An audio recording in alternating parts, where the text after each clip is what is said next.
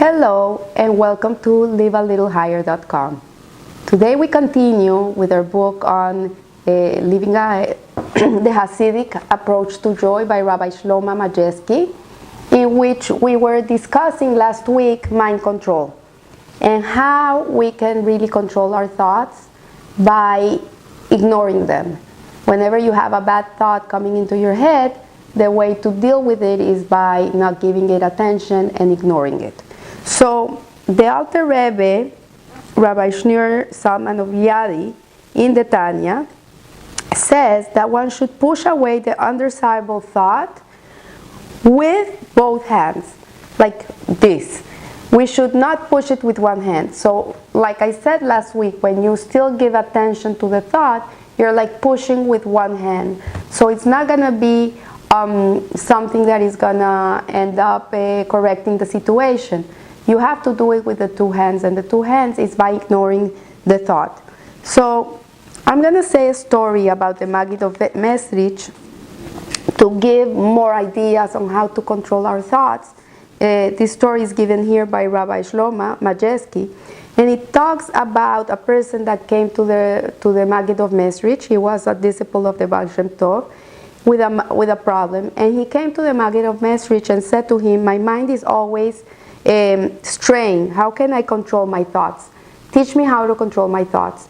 And the Maggid told him, "You know what? I cannot help you with that. Go and see my disciple, Rev Sev of Shitomer, and he will help you."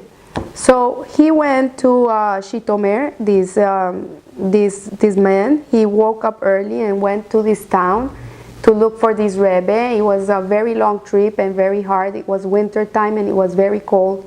And when he came to the house of the Rebbe, he knocked on the door. It was already late, but he saw that there was light inside of the house, and he could even see the Rebbe sitting in a chair and watching the fire. And he knocked and knocked and knocked, and this Rebbe was like, he didn't listen to him.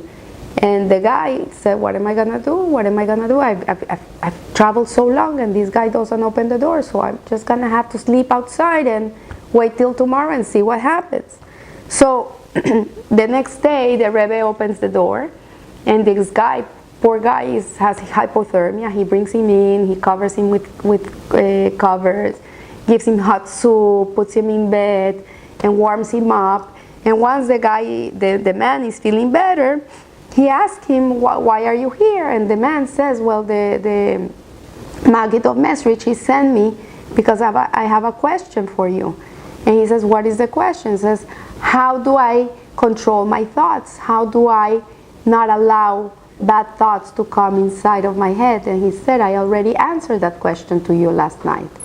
So it was by ignoring him. And the man realized, you know what a great lesson. It's true. Once you knock 4 times, 5 times, 10 times, you pound on that door, but if there's no answer, you just give up and you just sit there and you forget about it. So this was one of the lessons on ignoring our bad thoughts. So eventually, if we keep ignoring the undesirable thought long enough, it will cease surfacing from the subconscious to the conscious, because really they're all in the subconscious and they keep on coming to us. And it's not going to happen the first time or the second time or the third time. Maybe it will take a few months. Maybe it will take one day, maybe it will take a few days, but eventually this thought process will change, and you'll see nicer things will start coming into your head. So to explain this by an analogy is like a person, the muscles, they need to be exercised to be strong.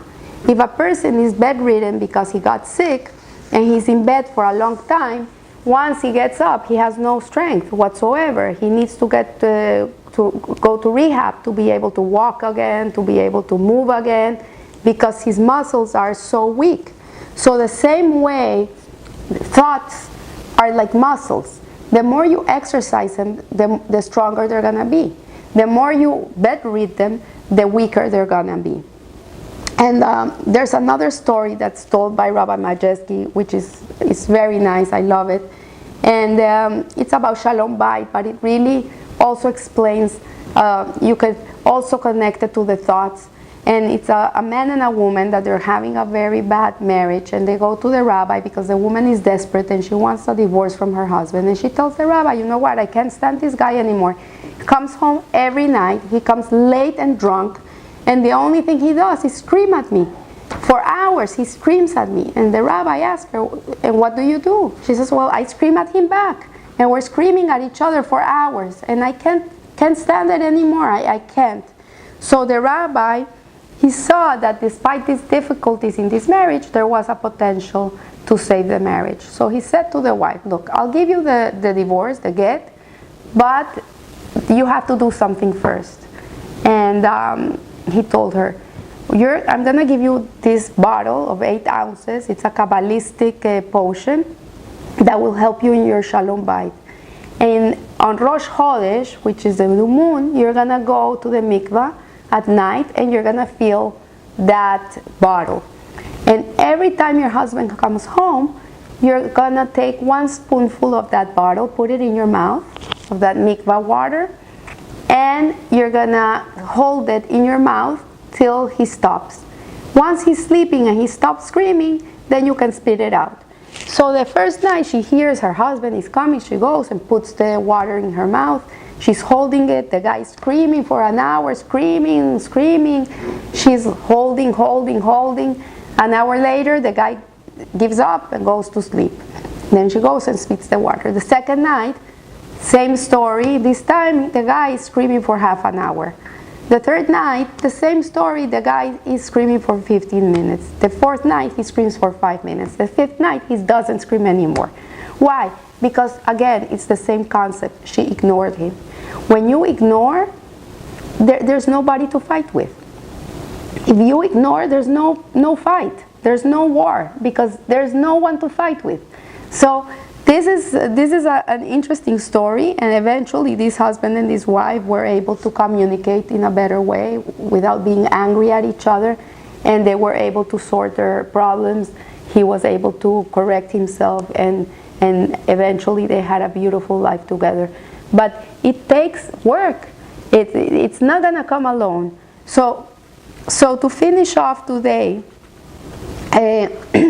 we have to remember this concept of pushing with the 2 hands.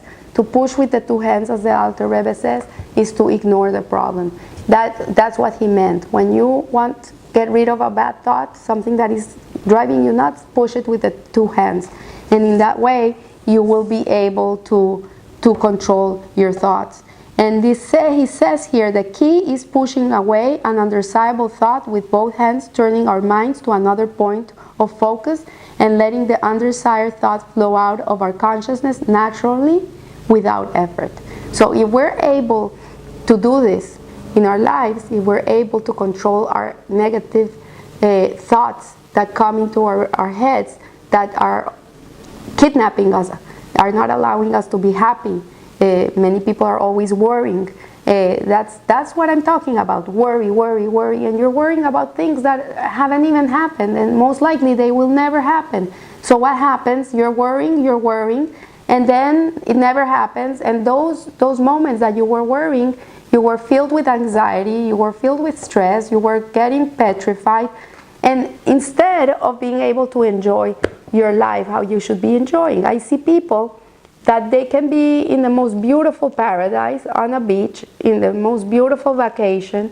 They spent thousands of dollars to get to this resort, and they're with their families, but their minds don't allow them to enjoy the moment. Why? Because instead of focusing on the beauty that they have in front of them, their thoughts are bombarding them, and they're not letting them be at peace.